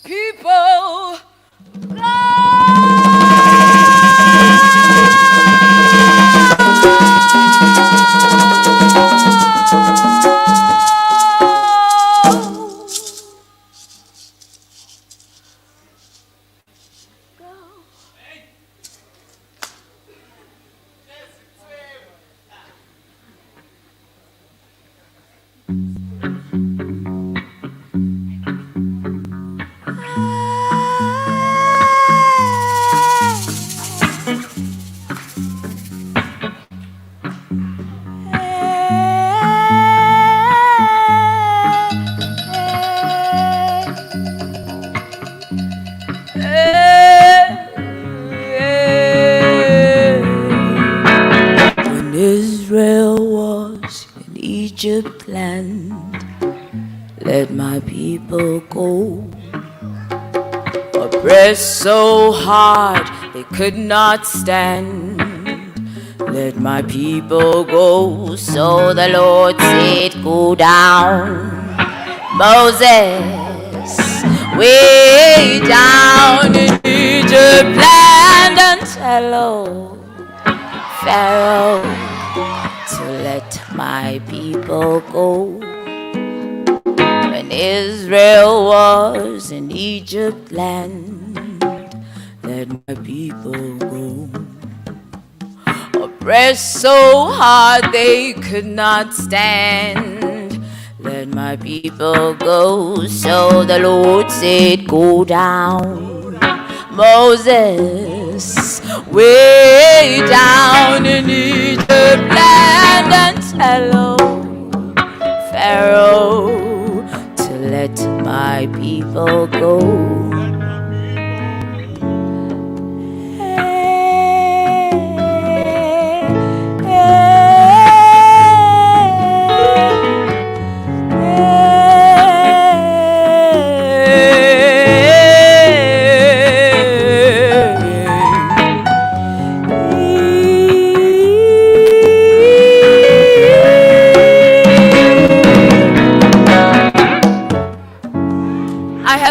My bag of tricks in the face of chance. Riddle possibility with a sleeveless cloak, belly sagging from the heebie-jeebies. Gravity hankering for my receding knees. I'm thinking religion, but I'm just prey to her tease. Mercy, mercy, I beg to live. Pardon my desperado, it's a mean disease. I'm yet to dig self-pity, a yawning pit, and recur in solitude. Yet to bury all dead things and heave a hymn. But all bygones misbehave at night. Tremble with life and lust for dreams to blight. I have stared down insomnia with a wrinkled eyelid laden with time and time and time again. The comrades are chanting spirituals. The comrades are chanting spirituals. The comrades are chanting spirituals. The comrades are chanting spirituals. I have dogged memory lane and braved that haunted house. There are creatures ducking the moonlight. Don't save the world. Don't save the world. Don't save the world. The last Messiah was a victim of crude audacity. Oh shit. My living is blasphemy. Sometimes mosaic, most times collage. I too have meddled with mediocrity's sweet melody. Devastated every attempt to have me sleep on myself. This little light of mine is a consuming fire. I have bathed in the soot of my enemies. Call me black, call me black. call me black, call me back. The comrades are chanting spirituals. The comrades are chanting spirituals. The comrades are chanting spirituals. The comrades are chanting spirituals.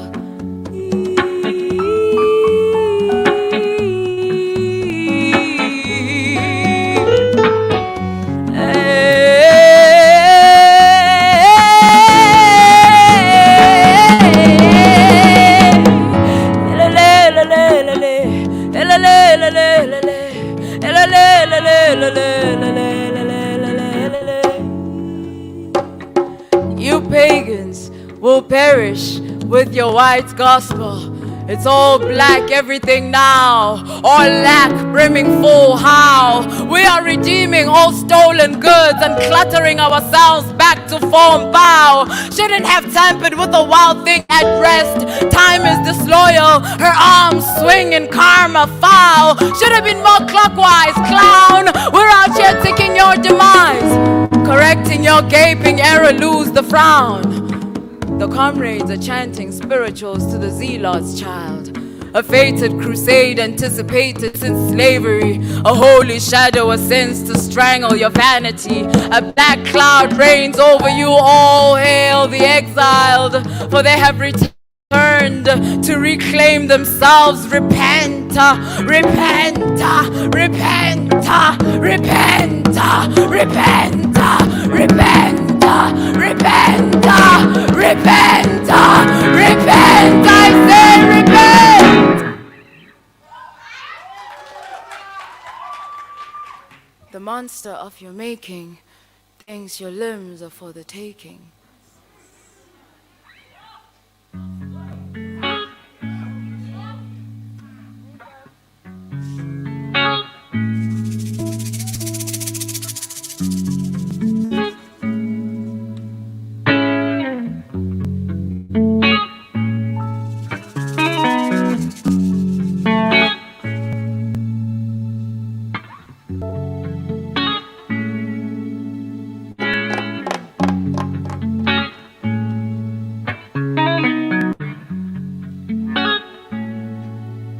We're gonna say goodbye now.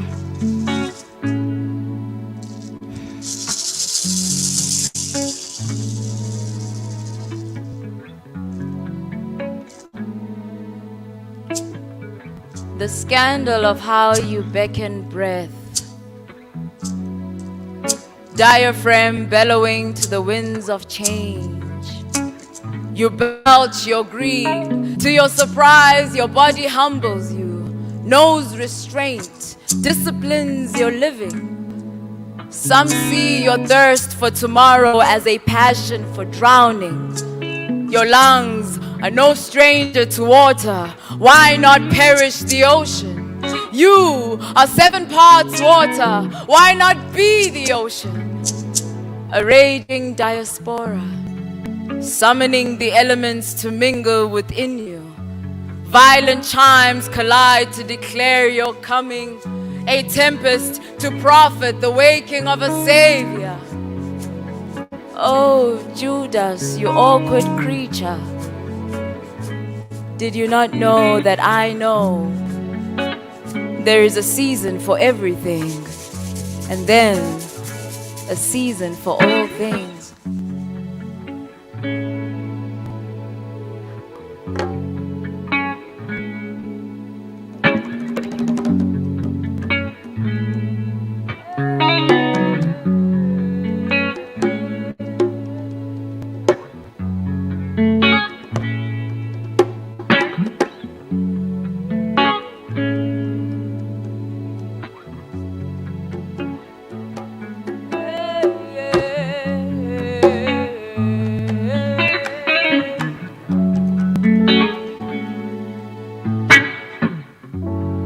Cross-legged on the crime scene, picking the scab just to pass time. Wounds better not betray me. It's high time for some justice. Let the clock wind. Spinning a dime ain't an option. Heads up on the tail end of oppression. Can't trust chance to restore me, 'cause lately Even fate forsakes the matter that makes me.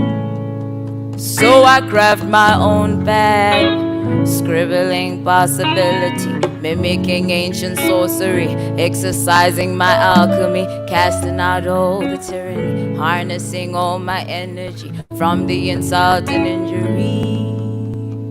No healing, only mutation. The battle was me just sparring, no longer threatened by losing. Got nothing cause of your looting. I'm free, free, free. Nothing can stop me now. You don't know the half of it, man, yeah. My spirit is a wandering rat, yeah. And on the contrary, well, I don't got no limitation, immune to manipulation. Nothing can stop me now. Nothing can stop me now. Nothing can stop me now.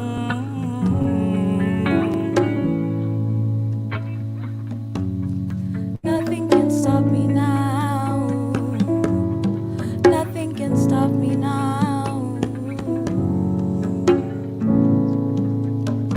Sanity's in the loony bin, seeking shelter in ruins. PTSD and I are kin, scars oozing like wounds, bruised for many moons and screwed by cruel tools. Only fixes a dose of negligence to ease the bull. Soak the rupture in borrowed gods, abandon truth, anticipate the rapture, find solace in mournful blues. Battling bygones, deny the light to live in peace. Our traumas are carrying out the white man's legacy. The only antidote is liberty, I trust you see. Enlightenment discerning bondage from security.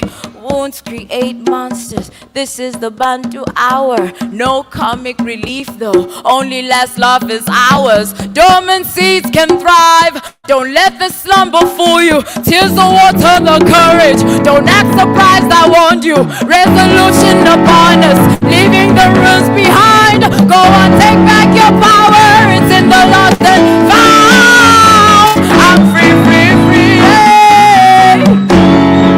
Nothing can stop me now. You don't know the half of it, man, yeah. My spirit is a wandering rat, yeah. And on the contrary, well, I don't got no limitation, immune to manipulation. Ooh, nothing can stop me now.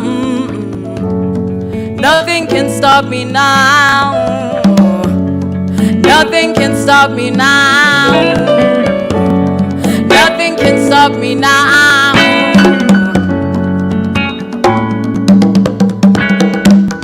Say, nothing can stop me now. No, nothing can stop me now. Yeah, nothing can stop me now. Louder. I can't hear you. Nothing can stop me now. Nothing can stop me now. Sing it like you mean it. Nothing can stop me now. Come on out. Nothing can stop me now. Hey, nothing can stop me now. Come on. Nothing can stop me now. Yeah, yeah. Nothing can stop me now. Hey, nothing can stop me now. Hey, hey, nothing can stop me now. Hey, nothing can stop me now. Hey, nothing can stop me now. Hey, nothing can stop me now. I'm free, free, free. Hey, nothing can stop me now. Yeah, I'm free, free, free. Yeah.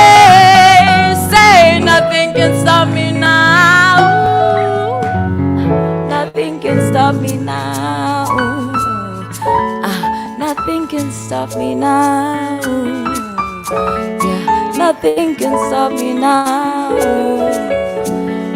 Nothing can stop me now.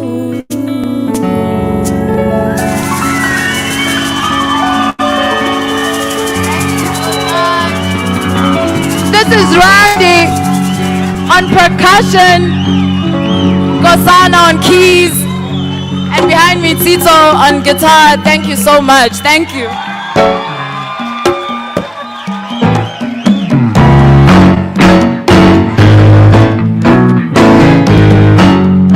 Nothing can stop us now. Nothing can stop us now. Nothing can stop us now. Nothing can stop us now.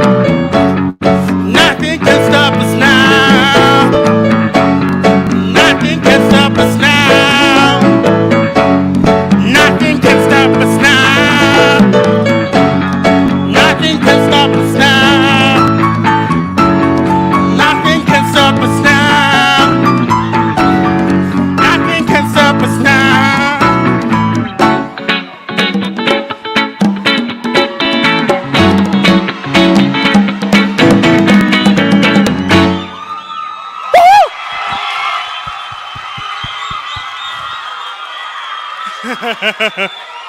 Thank you, thank you, thank you. Thank you guys, thank you guys. Let's give it up for the beautiful musicians and poetry that we just had. Let's give it up for Tsitsi Dangaremba. An amazing talk that we just had. But nothing can stop us now. We're gonna be off, have some food, and then launch off, go home. We'd like to thank the Department of Sports and Arts and Culture, Afro Arts. We'd like to thank Soweto Theatre, Vincent Mtaung, and the lovely staff. Oh, my breath. I'm just ready to go eat, actually. I'm hungry. Because nothing can stop me now. Nothing can stop me now. To Vincent Mtaung and the lovely staff, to the Soweto Theatre, thank you very much. Thank you to everybody who pulled through. Thank you. See you on the next one. We are off to Mournable on the 20th of 20th of November. Hey. Free, free, free. Nothing can stop me now. I can rename the calendar, Aibo. So the 20th of Limpopo, we are in Limpopo. And then on the 12th, we are in Mukonto. Please join us if you can. Thank you to the Department of Arts and Sports and Culture. Thank you to Afro Arts. Thank you to Soweto Theatre. Let's go eat. Good night, people. Bye-bye.